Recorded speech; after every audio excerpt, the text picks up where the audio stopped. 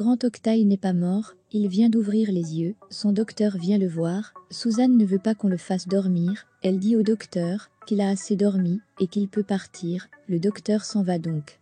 Suzanne dit à Octaï que c'est sa seconde vie et que c'est elle qui lui a donné cette vie et qu'elle est devenue sa seconde mère.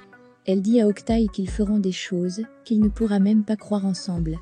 Yurdal fait savoir à Savas qu'il n'aurait eu aucune chance s'il avait épousé Derine et qu'ils ont une chance maintenant, mais que cette fois il l'écoutera. Savas refuse de l'écouter et lui dit qu'il fera face à Suzanne. Yurdal ne veut pas que son fils fasse ça. Savas lui dit qu'il n'a personne sur qui compter autour de lui maintenant. Savas a déjà pris sa décision, il ira voir Suzanne. Jasmine est dans la boulangerie de Meriem, elle fait savoir à Meriem qu'elle pensait qu'elle allait rencontrer une vieille, qu'elle ne s'attendait pas à une chef aussi belle. Meriem lui apporte donc ce qu'elle a commandé.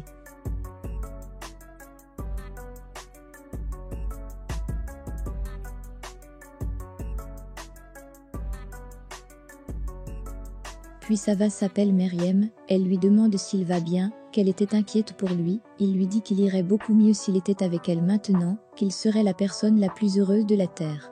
Meriem lui demande de venir, qu'elle n'a pas pu dormir toute la nuit, elle était très inquiète, puisqu'il avait quitté la boulangerie très en colère hier, et est allé voir son père. Octaï dit à Derine qu'il a vu de si sombres rêves, comme s'il était dans le sol, et lui demande comment Suzanne l'a kidnappé à l'hôpital. Derine lui dit que ce n'est pas sa mère qui l'a fait, et que s'il devrait remercier quelqu'un alors c'est elle, car c'est elle qui l'a kidnappé à l'hôpital. Elle lui fait savoir qu'il y avait un autre corps dans l'ambulance qui a explosé, tout le monde pense qu'il est mort, et qu'il n'a pas à se soucier d'un test d'ADN. Meriem discute avec Jasmine, elle compte embaucher quelqu'un pour les livraisons, cela permettra à Jasmine de ne pas toujours passer prendre ses commandes, elles ont déjà gagné pas mal d'argent avec tout ce que Jasmine a acheté, Selma est très contente.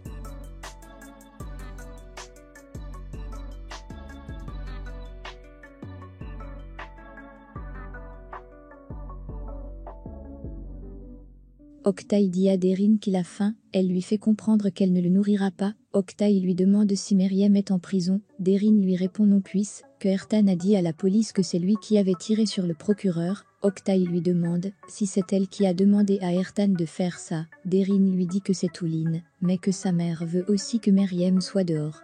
Octaï lui demande pourquoi elle l'a kidnappé, elle lui dit qu'il peut estimer que ce n'était pas de la pitié. Octaï lui dit que sa mère laisse Meriem et Savas être ensemble, et lui fait comprendre qu'elle n'a personne d'autre que lui pour les séparer. Derine lui dit que personne ne doit le savoir, même pas sa mère.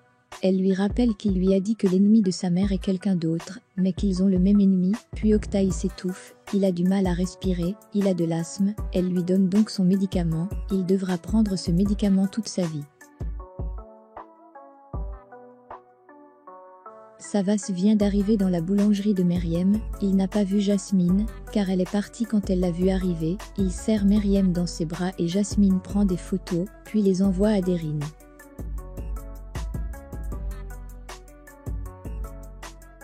Derine montre les photos à Octaï, Octaï lui dit que s'il était Meriem, alors il porterait des pantalons tout le temps.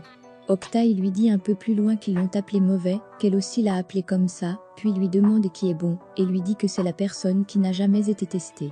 Derine ne comprend pas, et il lui dit qu'elle a vu l'homme qu'elle aime embrasser une autre femme, et Meriem est un ange, qu'elle est presque devenue une meurtrière pour l'homme qu'elle aime, qu'elle aurait pu l'éviter, mais l'a fait.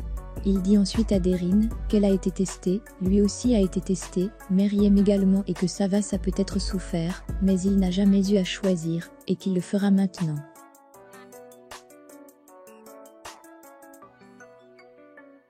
Derine lui demande comment ça va être, Octaï lui dit que Yurdal est un meurtrier, le père de Savas est un meurtrier et un fugitif maintenant, et lui demande comment Savas se comportera dans cette situation maintenant, est-ce qu'il donnera son père à la police, ce qui est la bonne chose à faire, et dit à Derine qu'il ne le fera pas, parce que Yurdal est son père, qu'il le cachera. Il lui demande si Savas peut dire à Meriem qu'il aide son père qui est un meurtrier, Derine lui dit que Savas ne mentira pas à Meriem. Octaï lui dit que plus on a peur de perdre quelqu'un, plus on s'approche de la perdre, donc que plus on a peur de perdre quelqu'un, plus il y a de chances que cela arrive. Derine lui dit que cela ne fait pas de Savas une mauvaise personne, et que cela fait peut-être de lui un menteur.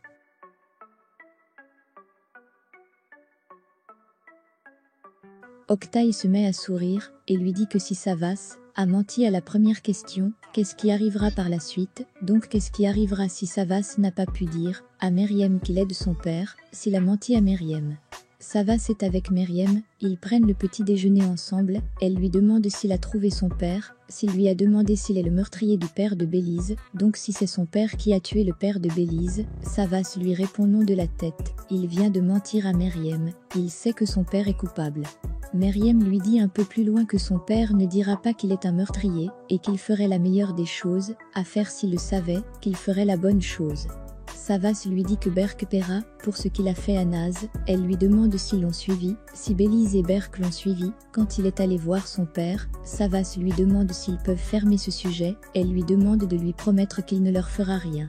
Il veut protéger sa sœur, mais Meryem ne veut pas qu'il le fasse en faisant du mal à Berk, et lui dit un peu plus loin qu'elle a l'impression que c'est injuste.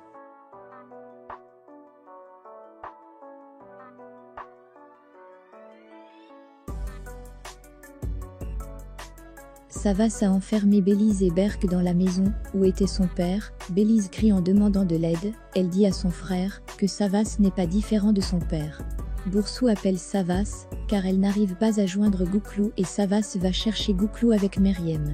Gouklou est dans la maison de l'ex-mari de Boursou, il est inconscient, il a été assommé par l'homme de Kaan. L'ex de Boursou prend sa carte d'identité et voit ses informations personnelles.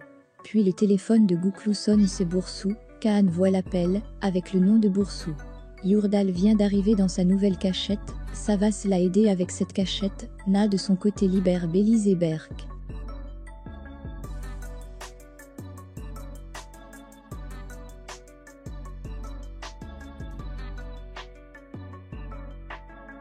Kaan traîne Gouklou dans le salon, puis son homme voit Savas arriver, et se met à fuir. Savas le rattrape, et se met à le battre en lui demandant si c'est lui Kaan, ce qu'il a fait à Gouklou, puis Kaan renverse Savas avec sa voiture, et s'en va avec son homme.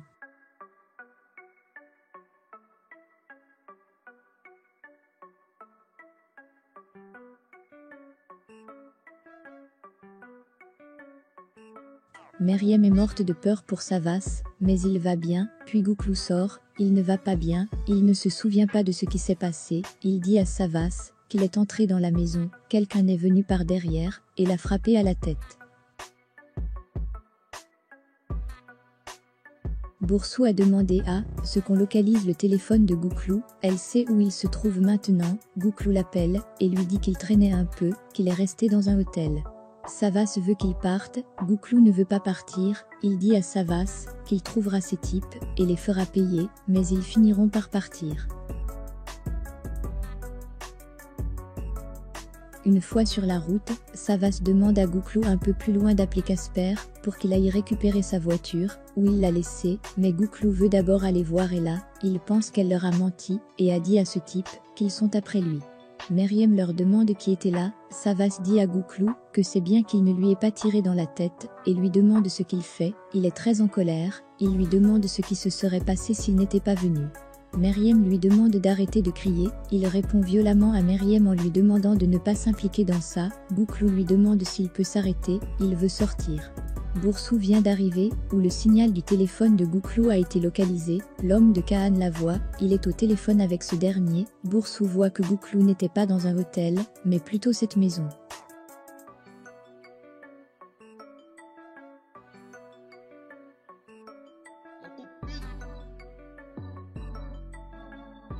Savas vient de ramener Meryem chez elle, il lui dit qu'il était con, qu'il était en colère contre Gouklou pas contre elle, elle lui dit qu'il n'était pas en colère, qu'il avait peur, qu'il arrive malheur à Gouklou.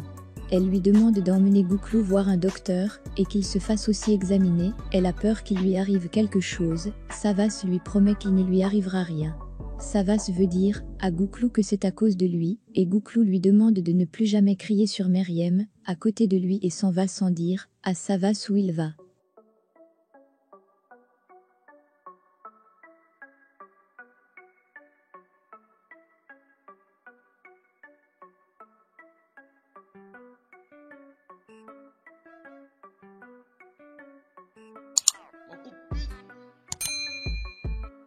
Boursou entre dans la maison où Gouklou était et voit du sang sur le sol, ainsi que l'une de ses photos et sa bague de mariée avec Kaan, elle comprend donc pourquoi Gouklou était là.